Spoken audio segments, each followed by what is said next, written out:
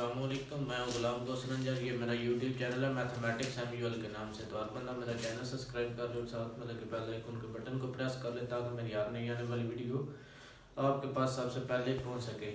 तो आज हम जो टॉपिक डिस्कस करेंगे क्लास फर्स्ट ईयर की एग्जाम्पल नंबर है 6 है, पहले चैप्टर की पहली एक्सरसाइज की एग्जाम्पल नंबर 6 है। तो वो आज हम डिस्कस करेंगे। इसके 6 पार्ट हैं, एक या 2 पार्ट इसमें लेक्चर में डिस्कस करेंगे और इससे नेक्स्ट लेक्चर में डिस्कस करेंगे।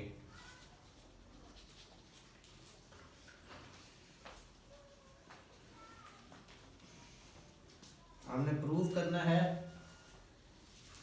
A or B is equal to C or D if and only if है। ये जो अलामत होती है ये होती है इफ एंड ओनली इफ है। A D is equal to B C. तो हमने मालूम करना है कि ए और B is equal to C over D if and only if है A D is equal to B over C. इसका मतलब है कि हमने इसको सॉल्व करके A over D and is equal to B C find करना है और फिर दोबारा a और d को लेकर ये फाइंड करना है कि a और b is equal to c over d। If and only if का मतलब होता है कि यानी कि कन्वर्सली भी हमने फाइंड करना है। तो अब हम इसको प्रूफ करते हैं। तो अब हमारे पास क्या था, a over b is equal to c over D. तो अब बोथ साइड मल्टीप्लाई कर देंगे B over D, B D multiply on both side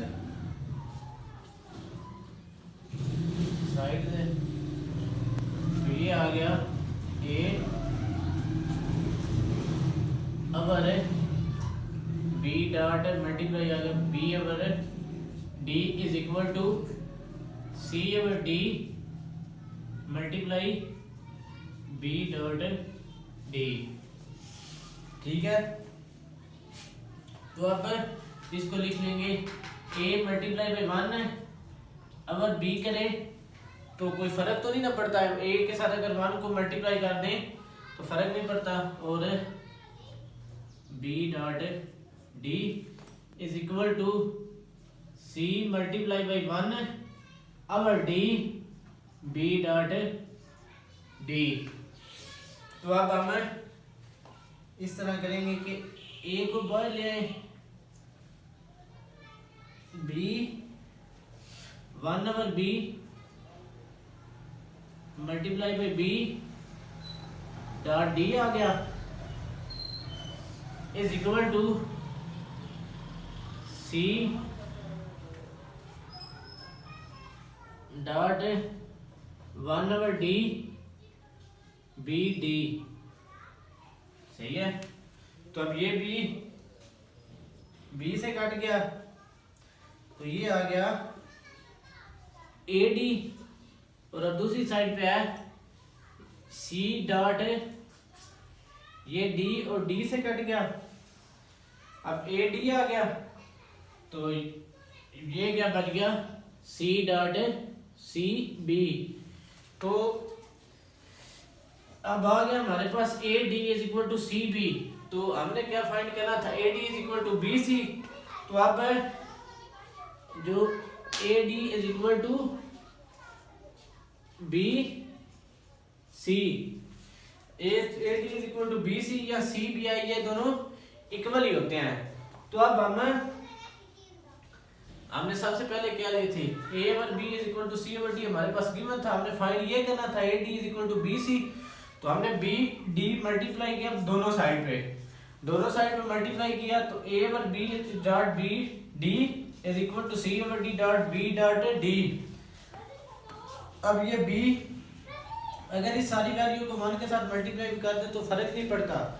तो 1 के साथ मल्टीप्लाई किया तो फिर 1 ओवर बी से कट गया और डी से कट गया तो पीछे बढ़ गया A D is equal to C B. तो ये A D is equal to B C, ये C B is equal to होता है बी सी, ये सेम ही चीज होती है। तो अब हमने कन्वर्सली फाइंड करना है, यानी कि अब ए डी को उल्टे तरीके से फाइंड करना है। अब इसको लेके ये वैल्यू फाइंड करनी है। तो अब हम इसको फाइंड करेंगे, A D is equal to B C, ठीक है। तो अब हम इसको सॉल्व करेंगे। अब हम A D multiply by 1 B dot 1 D, यानी कि दोनों साइड पे ए और डी और ए 1 बी डी डिवाइड कर देंगे। इस पे मल्टीप्लाई किया तो अब डिवाइड कर देंगे। अब हम कन्वर्सली फाइंड कर रहे हैं, तो is equal to B C multiply by 1 B D, ठीक है। तो अब ये आ गया ए क्रॉस 1 बी,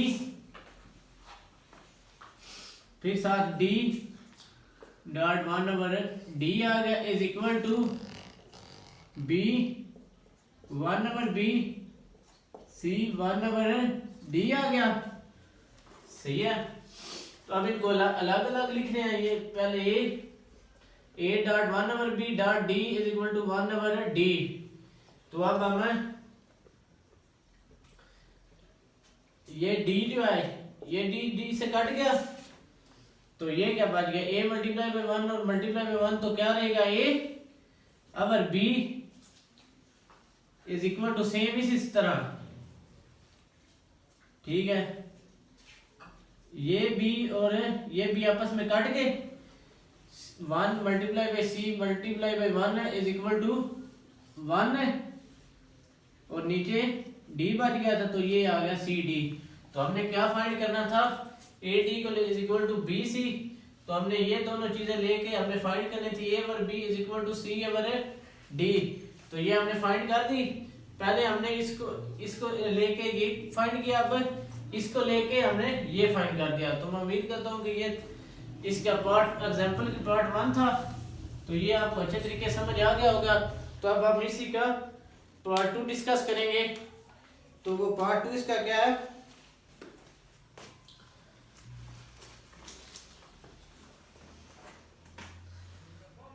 पार्ट 2 है इसका 1 A dot 1 B is equal to 1 A B, सही है। तो अब हम इसको फाइंड करेंगे, प्रूफ करेंगे। तो ये प्रूफ है हमारे पास 5 प्रूफ है इस एग्जांपल के, तो 5 हम डिस्कस करेंगे, ठीक है। तो अब हमने सबसे पहले क्या फाइंड करना है,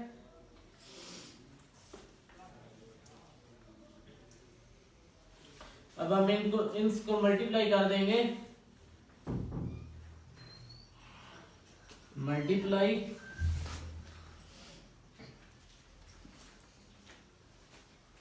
ए बी ऑन बोथ साइड्स है, ठीक है। तो अब A B 1 over A dot 1 over B is equal to A B 1 over, ठीक है। तो अब हमने मल्टीप्लाई किया A B is equal to 1 over A dot 1 over B. तो अब इसको अलग अलग लिख लेंगे, A dot 1 over A dot B 1 over B आ गया। तो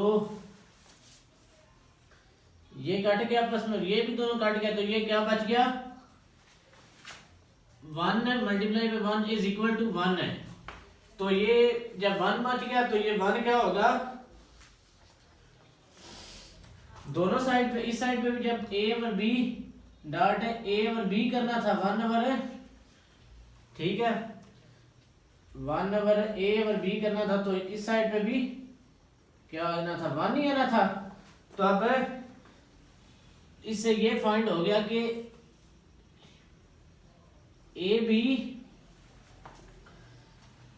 एंड 1/a.1/b और मल्टीप्लिकेटिव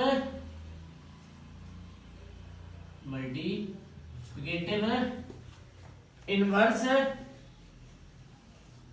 टू ईच अदर,